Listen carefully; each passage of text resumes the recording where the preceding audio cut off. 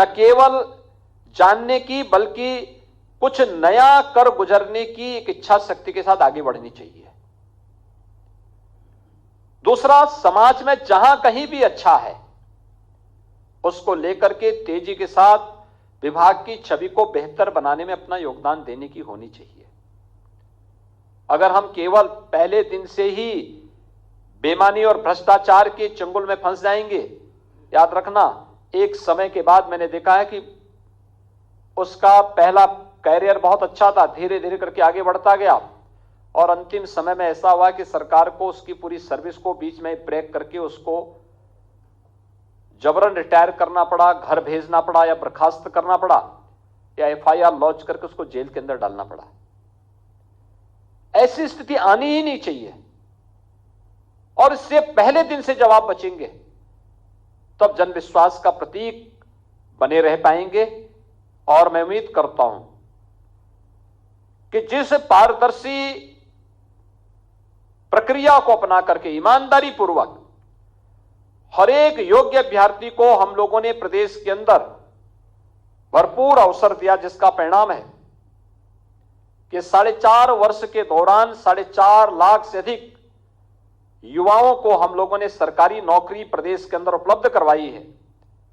अगर ये 4.5 लाख की वर्कफोर्स प्रदेश के विकास में अपना योगदान ईमानदारी पूर्वक करने लग जाए, कोई कारण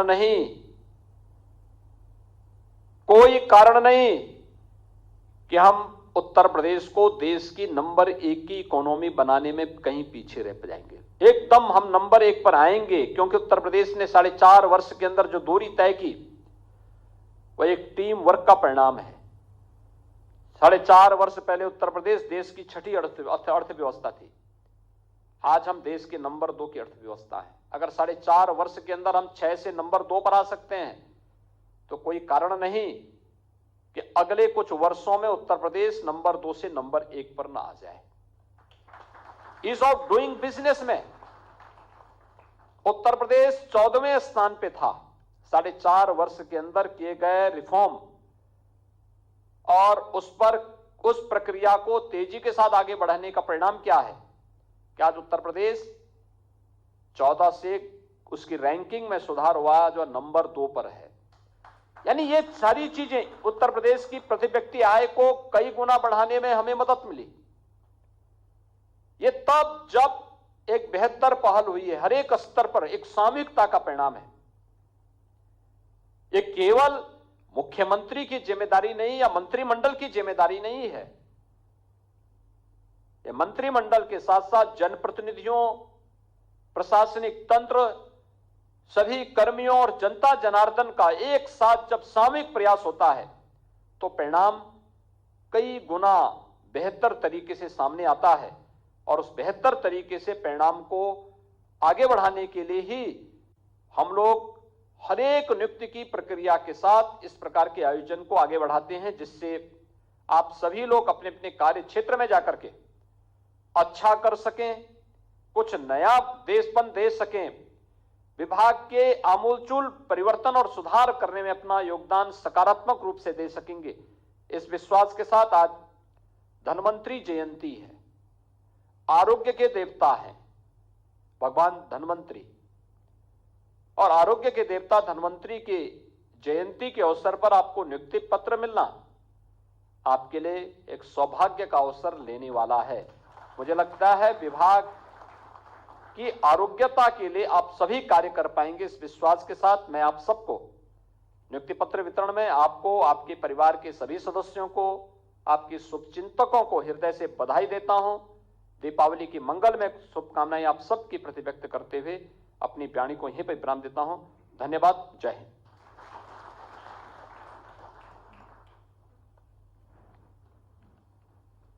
बहुत बहुत साधुवाद माननीय मुख्यमंत्री जी को, और अपने विभाग के आरोग्य को बनाए रखिए, अच्छा कार्य कीजिए।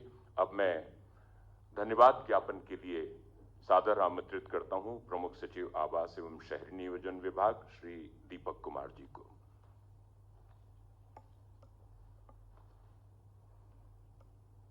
धनतेरस के पावन पर्व पर आज के आयोजन के लिए समय देने के लिए मैं श्रद्धेय मुख्यमंत्री जी का हृदय से आभार व्यक्त करता हूं।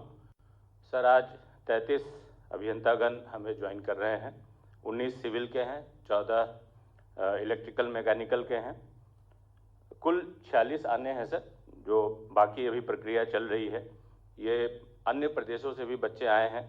आपने देखा सर, उत्तराखंड से, MP से, महाराष्ट्र से, राजस्थान से बच्चे आए हैं। खुशी की बात है सर कि इन 33 में से 7 महिला अधिकारी भी हैं और 46 में से कुल 10 महिला अधिकारी आएंगी। उल्लेखनीय है सर कि आज की तिथि में अभियंता संवर्ग में पूरे विकास प्राधिकरणों में कोई भी महिला अधिकारी नहीं है। ऐसा नहीं कि इनका चयन नहीं हुआ था, बट चयन के बाद फिर ये अन्यत्र इन्होंने ज्वाइन कर लिया था। तो ये खुशी की बात है कि हमें 10 महिला अधिकारी मिल रही हैं महोदय। माननीय मुख्यमंत्री जी का प्रशिक्षण पे लगातार जोर रहता है।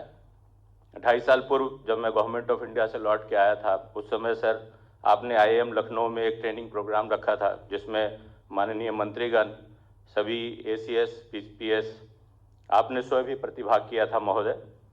विभाग में नवनियुक्त अधिकारियों के लिए प्रशिक्षण की अभी कोई निर्धारित व्यवस्था नहीं है। हम इसे शुरुआत कर रहे हैं सर। 15 दिन की ट्रेनिंग इन बच्चों को हम लोग देंगे। आवास विकास परिषद का एक ट्रेनिंग सेंटर है सर, वहाँ हम इनको रखेंगे और हमने पाठ्यक्रम ऑलमोस्ट तय कर लिया है। जो इनके शासकीय अपेक्षाएं हैं और पदीय दायित्व हैं, उनके अनुरूप हम इन्हें ट्रेन करेंगे।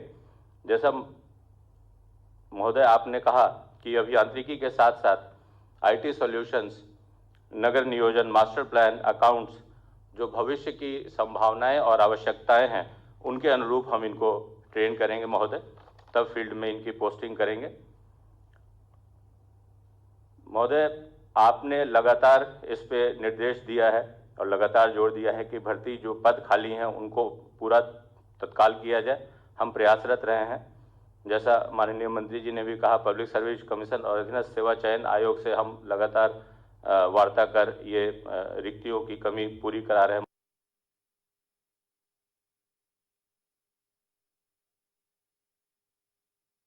अपील करता हूं, आप भाग्यवान है कि माननीय मुख्यमंत्री जी के कर कमलों से नियुक्ति पत्र आज पावन दिन आपको मिला है। माननीय मुख्यमंत्री जी का आशीर्वाद, कर्म और आदर्श आपके सामने हमेशा रहेंगे, ये मैं उम्मीद करता हूं और आशा करता हूं। जैसा माननीय मुख्यमंत्री जी ने कहा कि जिस पारदर्शिता से बिना भेदभाव के आपका चयन हुआ है, वो आप अपने जीवन में उतारेंगे। प्रतिदिन आपके सामने ऐसे मौके आएंगे जब आपको कोई ना कोई निर्णय लेना होगा।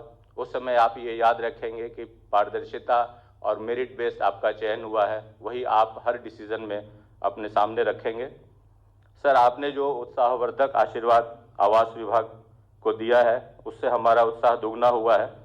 मेट्रो कानपुर सर, आपने कहा था कि ट्रायल रन 15 नवंबर तक होना चाहिए। महोदय, आप अवगत ही हैं कि 8 से 10 के बीच ट्रायल रन के लिए हम आपसे अनुरोध करने वाले हैं और कमर्शियल